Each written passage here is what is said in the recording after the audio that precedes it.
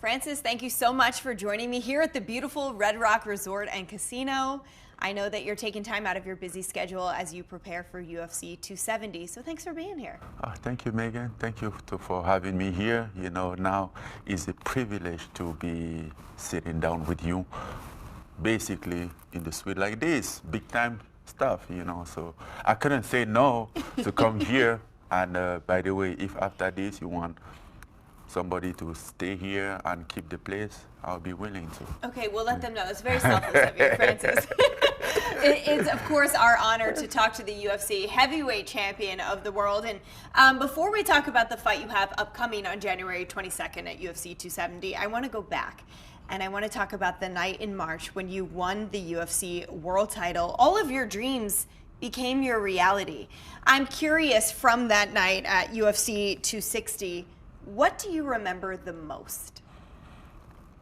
What I remember the most of March 27th of this year, I think the most is like when I was in the locker room and then was getting ready for the fight, warming up, and was just, at some point he just hit me like a rock, you know, like, oh, they are all in Africa, in Cameroon, like waiting, looking at you right now. They are watching, they are all set up to watch the fight. It's like 4 a.m. there, and I'm like, damn, I'm not just fighting for me, you know. And from there, at every moment, I was like just thinking of how they're gonna be seeing things in Africa. And after the fight, obviously, I was so happy because that was like what I have always wanted. You know, it was my own way to pay my due, to gain my, to have my revenge of my past, of my childhood, and I was very happy about that. But you know, needed to share that moment. It was so big, like for myself. I couldn't feel it, so I started to make phone calls. Obviously, I had to go backstage, interview after interviews, but trying to between that, like making calls, like people that I know, like family, like my mom, my sister, people that I know that they've been around, all around along the way since maybe I was a child or start to dream, you know. Calling them, I'm like, can you believe this? I made it, you know. He was cool, like, I'd done it, you know, yeah. You certainly did. You know, when you envision people in Cameroon watching you and your loved ones, is that pressure or is it a good thing for you? Well, there is a pressure about it, but it's also a good thing, you know. Remember, all this started for me to wanted to be noticed, you know. Didn't want to be that kid that was a subject of shame all the time. Didn't want to be that kid who was all the time embarrassed by other or by his situation that he wasn't guilty about it, you know. So I wanted to be noticed in the positive way. So yes, I mean, when you get at that level, you realize that you're being noticed, even though that puts some pressure on you. But, you know, it's a good pressure. That means you're doing good. You're having that pressure because you're doing good, not because you're doing bad. So, yes, you take whatever comes with it. That's a really good way to look at it. When you went back to Cameroon, we only saw videos, and it looked incredible. What was that experience like? Well, I think that experience was even more than winning the title itself. You know, like basically, like when you go there, when I went there during the parade and the celebration, I could have related to all those faces. Like there was thousands of them, and I felt like I know every single one of them, even those that I never see them in my life. they look very familiar because I could feel their energy, I could feel their dream, I could feel their proud and all those stuff. He was just something amazing, you know, beyond amazing. I don't know how to describe that moment, but and because the majority of these people, they could have relate they could have relate to my situation. You know, we came from almost the same situation. We have almost the same challenges in life, and I finally proved it. Like, doesn't matter how he started. The most important is how he finished. You know, is the end line. For a lot of people who maybe didn't know your story, they found it out during that pay-per-view, and they learned about your journey and how difficult it was for you to get to that point, but your endurance and your perseverance to never give up on your dreams inspired not just your own home country or your home continent of Africa, but everyone around the world. I mean, for you, did you notice a change after you became champion and your story was really out there in the way people spoke to you or kind of talked to you about your inspiration? Yeah, even before I became the champion, like I started to feel that coming. You know, people who started like appreciate what I'm doing, be proud. People who can relate about it, and who are even inspired by my story. Who, for me, is just my story. Because there is a ton of people out there, basically in Africa, who has the same story, but they are not lucky enough to be on the big screen as me. And that's why I think we have to do something, you know, to give an opportunity to people out there who have the same struggle and even a better story, who have a good skill, but they don't have a opportunity to show that. What do you think your accomplishments as becoming the UFC world champion does for the people of Cameroon in the sport of MMA, but just in general? I mean, he definitely does help at some point, but what I think is more valuable in my asset is not, I mean, as much as I enjoy and love being the UFC heavyweight champion, I don't think that's the exact same thing, the only thing that makes me inspire somebody, you know, or that's not even the thing that I'm most proud of. I get my proud of never give up, you know, regardless the situation. Doesn't matter the beginning, the odds that I've been through, and never give up the fight that I've been fighting. Keep it up regardless, you know. So I think the relentlessness and all those stuff, I think this is for me the most important thing, and this is something that everybody can have. You don't need to be the UFC heavyweight champion to have those stuff.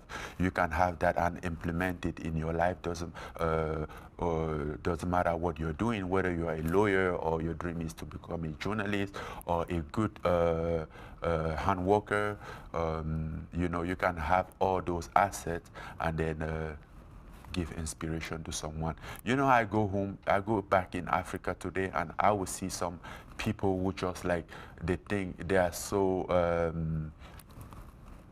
good at what they are doing, even though they don't think it's big enough, you know, but I can see the outside of it and appreciate it and get inspired by them, you know, how they raise their family, how they build their life, how they work hard to provide to their family, even though they are struggling, you know, but the input, the perseverance that they have, the motivation that they have, you know, those are always something that can inspire you from somebody.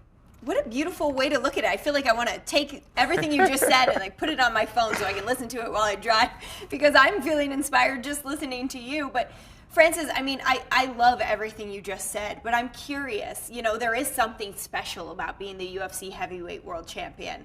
For Absolutely.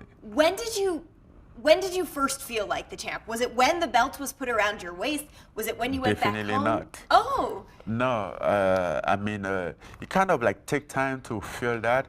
And I don't know if at some point I truly feel that, you know, even though I'm happy, I don't feel that. I remember like after the fight, I went back home, and the next the next day, um, I didn't even have dinner.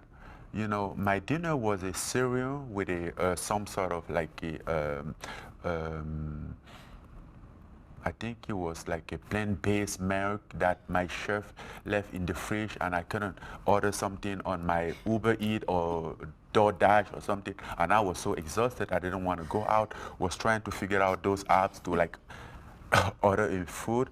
I didn't have any of that, and find myself with some sort of like a granola with this milk that I have to take as a dinner. That was my first dinner as a champ, and you know, and for the next days, during like the next weeks, I wasn't really realizing. I was sleeping at some time, like, I'm a UFC heavy champion, right? I am. Then I'm like, yeah, I have a belt. Then I wake up and go out there and check. I'm like, yes, it's the belt, so I'm the champ, you know. So I wasn't like, it wasn't like it wasn't real. I'm like, yeah, that's cool. Then what next? This is it? No, this is not it. Yeah, this is one step. What next? You know, so that was kind of like a weird stuff. But I was very happy, you know, for the accomplishment, just as a fight, just as something, for something that I laid my eye, lay my eye on, and like do whatever it takes to get it. I absolutely love the visual of you with the belt just eating some cereal at home after you win. That's amazing to me. Yeah. But you just said, you know, a part of your thought process there was what's next. So I'm curious to hear how this next part played out. You know, you're the champion, you win the belt in March, and you know you're going to defend the title at some point. So when did you expect to defend the title, and what really was that whole process like of this interim bout being booked? I mean, for you, can you explain it in your experience? Yeah, absolutely. And as I said that night, my expectation was to defend the title by the end of July or August. So basically in summer. But things didn't play out as I wanted.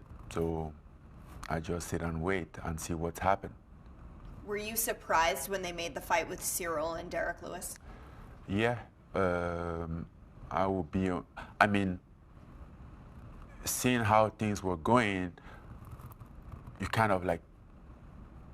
I was surprised about that fight, but I kind of like just laugh about it because I'm like, I knew that it could happen, and he was just a low play, you know. Yeah. What did you think about the fight itself? The fight itself was good. It was a good fight, good matchup, and the two fighter was like, I mean, everyone in that position would have been happy to take the opportunity, you know. And it was a great fight. Don't get me wrong. The only thing that I find that wasn't legit was just to have the interim title at that moment, just to apply pressure, you know, just for a power position, not because it's the right thing to do at that moment, because I was there and obviously was willing to fight, and you know, wasn't hurt, was good. So yeah, that was my only problem with that fight. But other than that, the fight itself was a good fight. I mean, that's understandable. So you win the title in March, the end of March. They fight in August, and now you unify the title on January 22nd in Anaheim, California. That timeline, would you have liked to have been more active than really taking all of those months off before your first, we'll call this a title defense, even though it's a title unification? Yeah, I take some time off, you know, basically after the fight. I think I took like 1 month off, 2 months.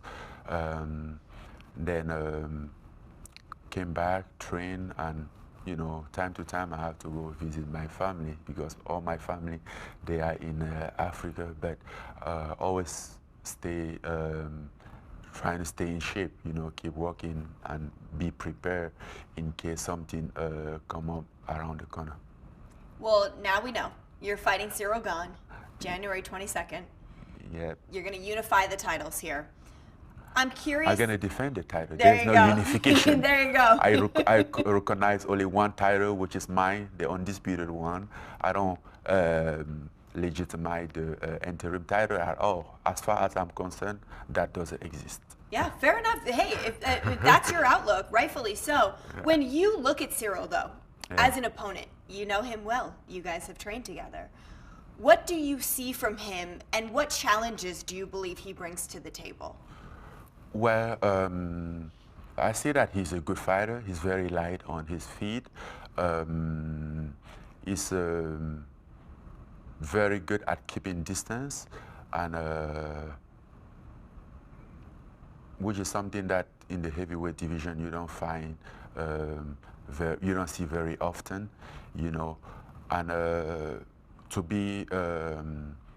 to have trained with him, because in the past, I think it was in January 2019, yes, we kind of like trained for a few weeks, 3 weeks, 1 month, so about 7 to 10 times, something like that, you know.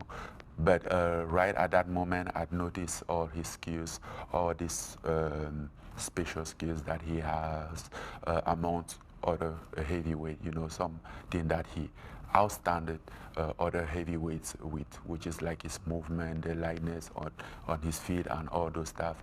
But listen, I've been in this game since, and as far as I might not be light on my foot as him, but as far as footwork and cage control, I'm good at it, so it doesn't matter. You know, he won't be on the football field. He will just be in the octagon, and I know pretty good how to make those big octagon look small for somebody. You certainly do. So you guys didn't spend years training together? No. Don't listen to what they've been saying. I was on my way from Cameroon to Las Vegas, but I cut short by the time because I have the Ken Velasquez fight during the Christmas, and I was in Cameroon after Curtis Blade in China. So I was about to come to Vegas and set up my training camp. But since I had that fight, and the fight was like 7 weeks away, I didn't have time to come back because I've been out of the state for like 6 months. So I had to come back and get everything ready. By the time team would be ready to roll, he would have been late to start the training camp. So I stopped in France, and that was in January 2019.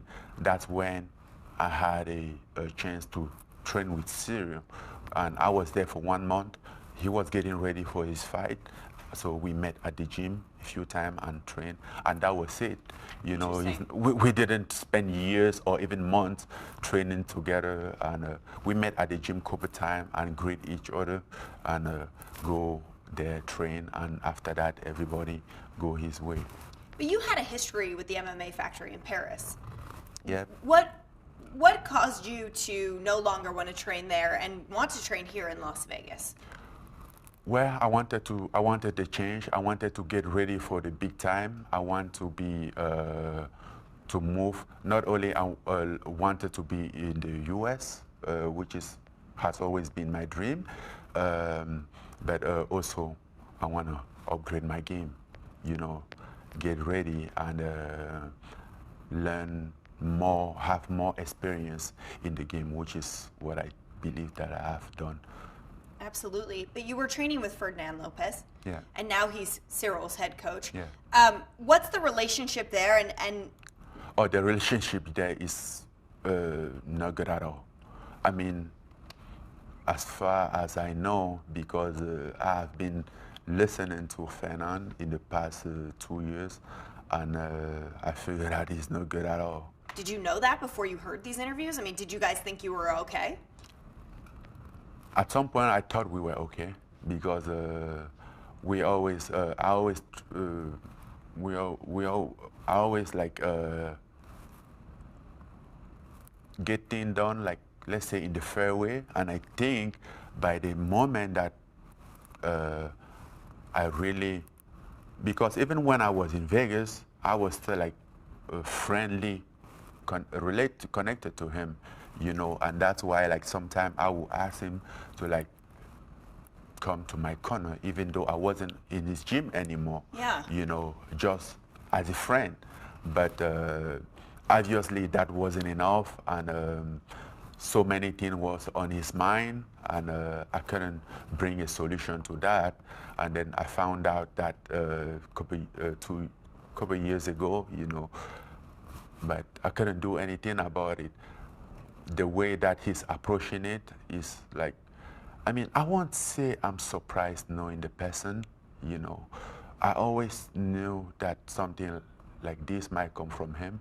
Like I was in Paris 3 years ago after the Derek Lewis fight, and I was dealing with some personal stuff on my end. I was so in the bad place that I decided to see a psychiatric, you know, and if you look at this psychiatric notes, it's funny because like even 3 years ago, she pointed out Fernan as a problem to wash out, and I thought she was like crazy, and she started break it down and put it on the note, you know, but now I think she was all right. He seems to think maybe he has the antidote for whatever you possess. He knows you as a fighter. He thinks he can train his athlete to beat you. What's your perspective on that? Are you a totally different fighter from when you worked with him? I mean, what is your outlook on his thinking he understands you and can defeat you? Well, I think it's the opposite because I think I know him pretty good, you know, and from what happened since we weren't together, you know, I don't think he knows anything about me. I think I'm like very complete different fighter on top of what he knows about me. I know something else which is way more bigger than what he knows about me. But I know everything about him. So I don't think this is an issue. You know, I literally like can think as him and know what is his game plan. You know, I can get in his mind and like visualize what exactly he's working on, you know, because I know the man, I know how he thinks, but more than he might even imagine. Do you think he's aware of that? Do you think he knows, like, Francis might be onto me more than I am onto him? No, I think his ego won't let him think that. You know, when you think that you're so great, you're the best, you're smarter, you're everything, you can't see something coming. You know, just being like taking slow, then you will realize that. You know, so that's why I kind of like know why he's doing what he is, because I mean he's never wrong, you know. It doesn't matter what is the circumstances, which is why exactly I know that this is gonna happen. What do you think about him coaching Cyril? That's their business, you know. I move on, you know.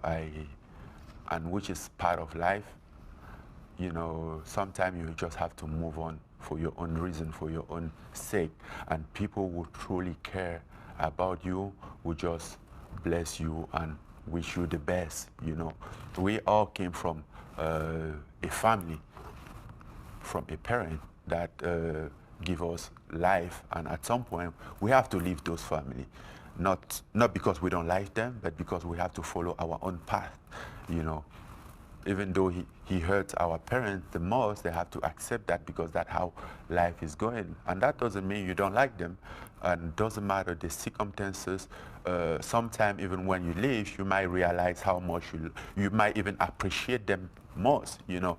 That's just life. So I have to move on. And what I think is that he should move on. Lucky him, he has some guy now, which is good. He should be grateful for that and move on with his life. Make a peace with himself. Live peaceful. That's all what it's about, you know. Today I'm very happy. I'm surrounded by great people, you know. I finally found what it feels like to be with people around that you know constantly fight them. People that you know for a fact that they have your back. people that you know that they are your ride or die, you know people that support the win, people that take credit for the win, and send you guilty for the loss. You know, I mean, I find my peace. Maybe he should find his own peace, and that's the only way that he's gonna be happy. Is be honest with himself and find his own peace. You have peace and happiness here in Las Vegas. Yeah. I see you at Extreme Couture. I see you at the Performance Institute. When did you know that Las Vegas was the place for you to be, both professionally and personally? Well, when I decided to move here, like 4.5 years ago, I was debating mostly between Los Angeles and some place else. Las Vegas wasn't even on an option at that time until like, you know, at that time. But at that time, I needed help with whatever I'm doing, whether it's like I couldn't read English pretty good, I couldn't speak, didn't know the system here, so I kind of like need some place with help, and they recommended me Las Vegas. So I came here the first time, I think it was for the UFC 209 back in April 2017, and I kind of like love Las Vegas, so I decided that I'm gonna give it a try. Then when I came here, you know, I was welcome, and people was just all around being nice with me, trying to help me to like accommodate with everything. And since then, I just feel like this is home. I mean, he kind of like took me time to like get to some gym, because I didn't want the drama with fighter and gym anymore. I didn't want to put myself in that position anymore. But which wasn't the best thing to do, because I hold myself from giving people around me an opportunity to help me, and that's why like when came the moment when I have to fight Stipe, I was out of option, and I was obligated 3 weeks after the fight to go back to France, because I was here, but I didn't give myself a chance to surround myself with people here, you know. So then after that, I made a resolution, I put it together, and I find everything perfectly. Personally, professionally, I find myself with people that I like them to be by my side, people that I'm happy to have them by my side. So since then, everything has been rolling pretty good. What do you like the most about Extreme Couture and coaches like Eric Nixick? Let's be honest. First of all, I like Extreme Couture because fighters around the world can just travel and just show up in the gym. You know, they don't have a obligation or to fill up some sort of staff to come there. So it makes the gym more open to have different fighters, different sparring partners, you know.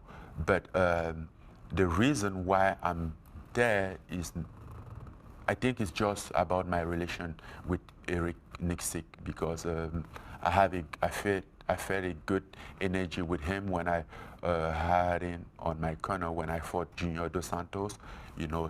So since then, I just decided to like work with him, you know, because I think all this fighting stuff is all about energy. Personally, I think like the mental part of this game is more important than anything else. You might go to the gym, be in the best shape ever, have the best techniques ever, but if you're not in your right mind, if you're not in your best mental health, you will fight as shit, you know. And that's what happened to me with Derek Lewis. I think that was like my best training camp ever, and then who led me to a worst fight ever, you know. So I understood that, then I move on with this resolution. So everywhere that I am, and I feel like comfortable, that I know I have like a fighting instinct. Doesn't matter which kind of training I have, I will be fighting if I'm straight in my mind. And not to mention that I'm having a good training partner, a good training, since we can understand each other, you know. This is the only way that in my opinion, is the best to like achieve and improve as a fighter. Yeah. Because fighter is not just about hitting bad or doing techniques or blah blah blah blah blah. It's about the environment that you're in, the mindset when that you're in when you're working on that iron, you know, the thermopile. That's how I call it. You know, am I safe here? Am I good? People around me are those who I want? Yes, I'm good to go. We are in this together. Let's go. And it seems like you have a family too. Like, it seems like you're at Eric's house sometimes for dinners, and you're very close with his young son Knox. And it's nice to see, because those of us who know you know you're a sweet guy, but you're the heavyweight world champion. You're the baddest man on the planet. But yet here you are, like, still being able to have this family atmosphere. How important is that for you? It's very important because you know, a couple years ago, like. Eric used to be Noxie's best friend, and they started to we started to hang out, and he started to ask like, Noxie, who is your best friend? And Noxie would look down. I'm like, Francis, like it's not you anymore. That you know. So for a 3 years old kid, that's so sweet. That's something, you know. Like he has a personal. That means something very important, and I just like playing with him, and it makes him feel good. Like he walks around at home, and his sisters, they can't talk to him anymore. He will tell them, I'm famous, you know, I'm Francis' friend, I'm this, you know. So yeah, it's good to be around, and also have a family face around, you know, people that you feel you treat them as a family, because yes, as I said, all this is about like relationship and how I feel about Eric, and that's why like I consider him as a brother. Yeah, and you've made this environment. You have the right people around you. You've accomplished your dream of securing the belt. Now you're going to go out there and defend your belt. What do you believe people will see from you at UFC 270? Oh, UFC 270? I think I'm up to something. I'm cooking something that I'm gonna surprise people with.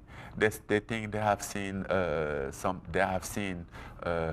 lot of my tour, but of my tour, and I'm coming up with something. You know, having those short fights never like really give me opportunity to showcase what I'm capable of, and I think this might be the opportunity, and I'm getting ready for that. January 22nd, you know, it's gonna be like a complete different fighter in the best way, you know. Obviously, the power still gonna be there. I won't take that off. You know, it's a good thing to always have in your pocket, you know, in case you need it. Because even though I wanted like to really put some show there, I won't say no to a knockout, even if he comes in the first minute. So, January 22nd. You're going to understand why I'm the champ, why I'm here, why I came from my small village, Bati, go all to these challenges to be here. That means I have something special. And on January 22nd, that's when I'm going to prove it. You know, you don't just make it the year randomly. I wasn't like selected as a champ. I wasn't elected as a champ. I wasn't nominated as a champ. I earned it, making my way out there. Whether they like it or not, I did it, I earned it, I owned it, you know. And I'm going to prove it, because sometimes the saying might want to take you down and take the credit of whatever you have done, but you have to be strong enough to keep your mind to yourself and to remember why you're here, to remember what has always been your motivation, to see what you have been able to accomplish, and to realize that all this is happening because you're good, because of you. And if you're good, that means you can do something that they are not expecting you to, you know. And basically, when it's just to do what you have been doing, fighting. You know, I might just been knowing MMA for 8 years now, but I've been fighting my whole life. You know, my whole life has been a fight in a different way, in the different field. He has always been a fight.